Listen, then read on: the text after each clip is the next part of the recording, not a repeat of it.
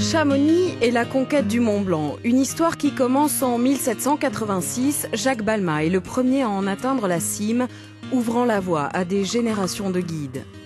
Depuis sa création en 1821, la Compagnie des guides de Chamonix reste la plus importante au monde.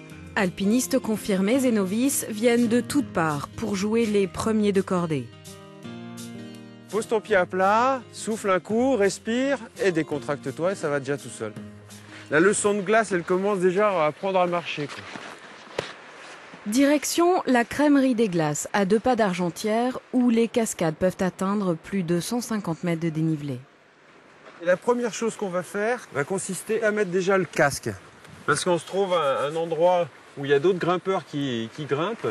Comme on a ce souci de ne pas prendre de la glace sur le nez, on met le casque. Première étape avant l'escalade, apprendre à marcher avec des crampons et planter le piolet. Il faut ensuite s'encorder pour pouvoir assurer la progression. Tape ton piolet et tu regardes les arbres. Si tu écartes un peu tes pieds, tu auras plus d'équilibre. Voilà, bien. Regarde les arbres.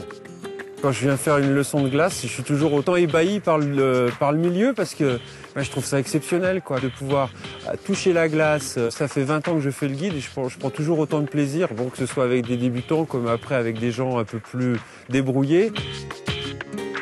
Moi, je trouve ça assez superbe. En plus, le lieu est magnifique.